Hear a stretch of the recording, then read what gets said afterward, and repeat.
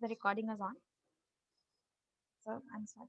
Very pleasant evening to one and all. I'm Nida Fareen and I'm welcoming you all on behalf of the Radicals in this very informative group discussion on the topic dimension of sedition laws. Before we even begin on what is sedition and what is sedition law, let me remind you of those recent events where individuals, including renowned professors, authors, independent journalists, and very recently a climate activist, 22-year-old student Sharavi, were arrested on the charges of sedition. Sedition law has been an issue of controversy and had been under constant scrutiny, not only in India, but across the globe.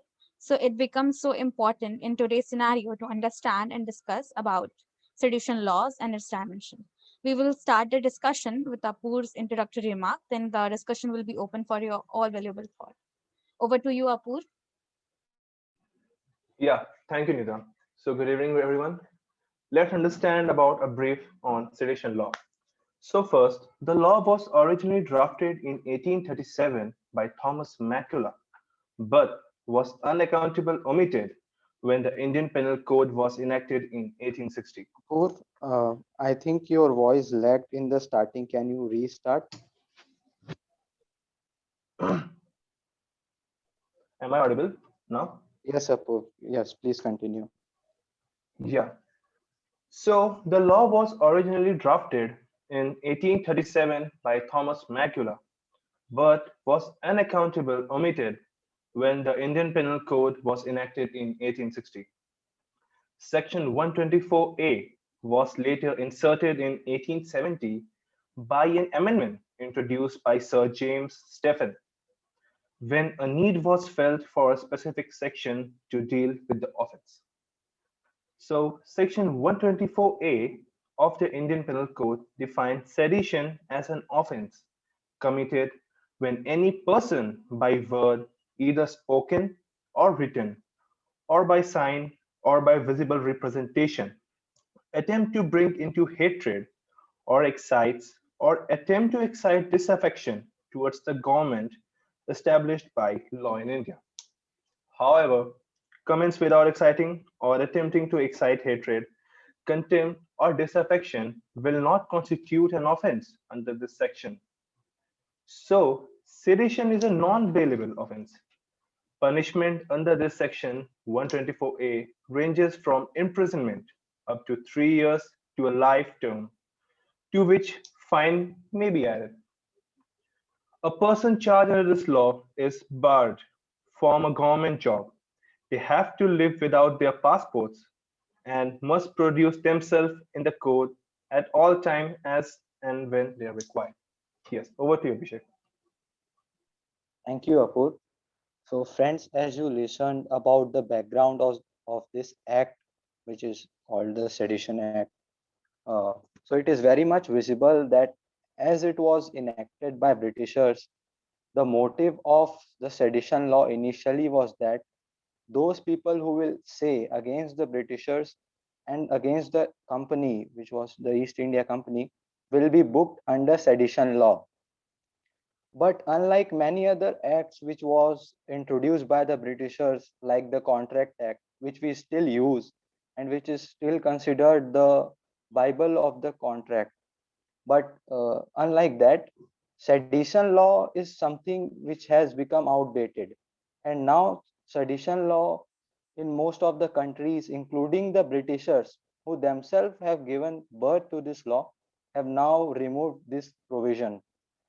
So, and of course, sedition law comes with its own backdrop and with its own demerits. And the demerits are so much visible nowadays that we are actually more focused to discuss the demerits because rather than benefiting the country, the security of the country, the sedition law is nowadays being used as a tool of the government. So it becomes important to discuss all its dimension and how it can be improved and what needs to be done with this law. So without any further ado, I would like to invite you all for your valuable inputs. So one by one, you can raise your hand.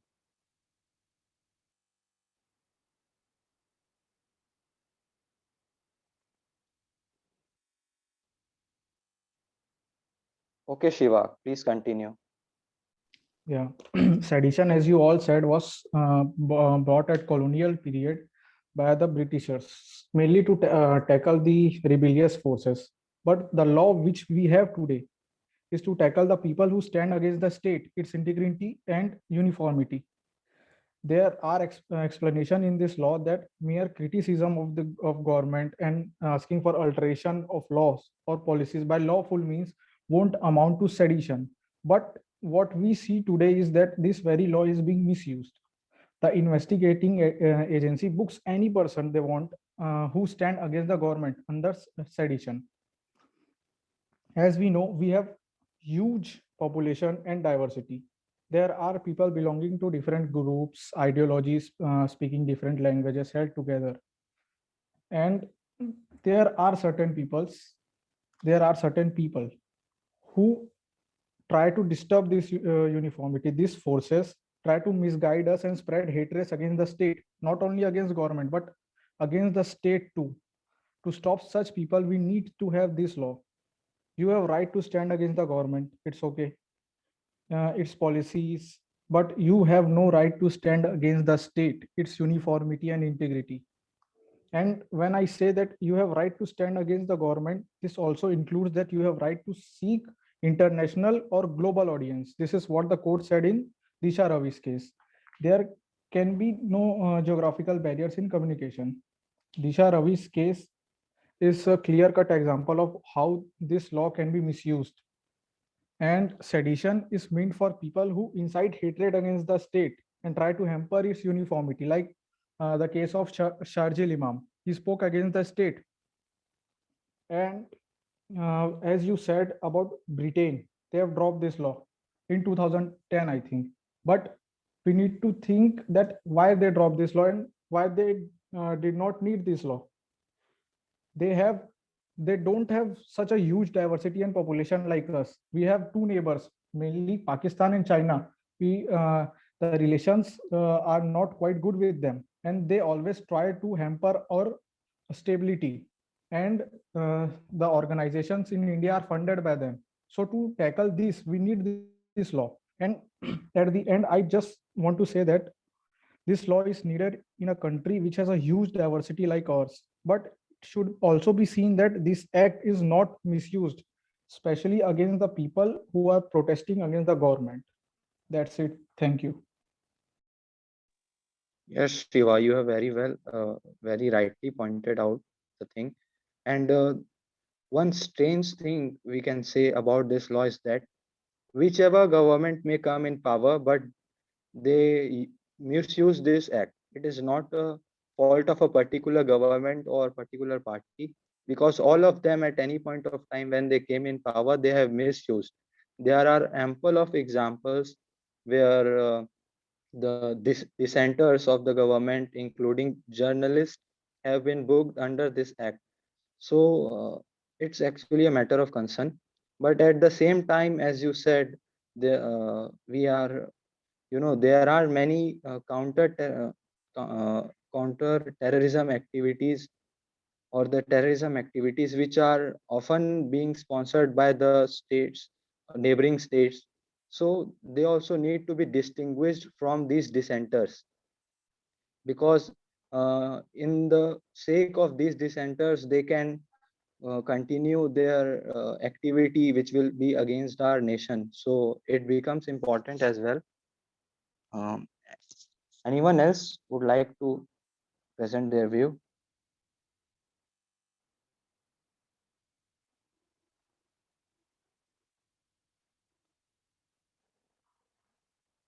Okay, no one. So actually, I had thought about two things which can be done with the sedition law, and I will explain the two things or two ideas, and then I will seek your opinion on it.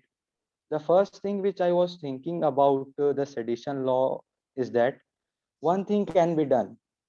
Presently, what happens actually is, whenever a person is being charged under the sedition, he or she is directly arrested and then brought before the court, and the all the process get delayed. Meanwhile, what actually happens is, if the person who has booked under sedition is not, let's suppose, is a genuine person, who genuine dissenter of the government, but has nothing to do with anti-state activity. So what actually happens is, the government, by booking the authorities, by booking him under the Sedition Act, creates a narrative, a false narrative. Actually, it gives a wrong message in the society that so and so person is doing an act which is anti-national. So the person is already being judged in the society, and he is, he is openly trialed by the media as well. So what actually happens is, many times, they are exempted from a free trial in the court, because there are already narratives being built every time in the news, that so and so person has been booked under sedition. It means they are now anti-nationalist, or even they are declared terrorists. Before the court, they are declared terrorists by the news channels. So this is one of the problem. What can be done in this is that, we can reverse the process. I don't know, I am just a first year law student. I don't know about how much constitutional it may sound to you, or how much appropriate it would be in the legal scenario. But what can be done is that, whenever a person has to be booked under sedition, the first thing would be that, before the arrest, there should be, uh, the investigation officer, the charge sheets against him, the charges against him should be brought before the court before the arrest. So the arrest warrant should depend on the charge sheet itself. So prima facie, there should be something before the court, so that they can order, yes, that person is, if not 100%, then some to somewhat extent is able to be booked under this act. This can be done, and if it is done, then more of the dissenters, who are actually genuine dissenters of the government but has nothing to do with anti-national activities, they can be protected, and their freedom of speech and expression can be protected. So the first point, the first, the thought I think about this was this. And now I would like to ask anyone if they want to comment anything, or add, or give their opinion on this particular thought of mine. First of all, how to raise hand? There's no option to raise hand. Can you tell me? Uh, Saksham, if you are attending it from mobile phone, then in the bottom right corner, there are three dots. More is written, three dots. When you will click the three dots, there will be an option raise hand. You can raise hand from there, and no worries. If you want to say, then you can directly say. You can continue. Okay. Yes. So I'm so sorry. First of all, my name is Shri Acharya Mishra, and it was, I don't know how it came Saksham. So I would like Okay, to no express my worries. views. Yes, Sri Acharya, continue, First of please. all, like Apoor said, in the explanation of the Ware Act of Section 124, which is a definition of sedition, it is already written that dissent is not sedition, and mere opposition is also not sedition.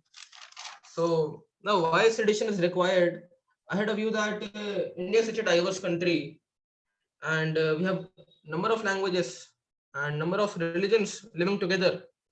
So it was obvious that there would be fighting, and everyone would want to create a separate nation. There would be a sectionist force all over the India. So that is why, just to prevent that and to prevent the democratic system, sedition is required.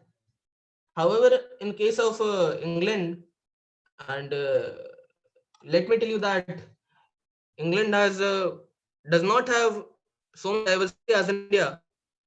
Most of the people speak English.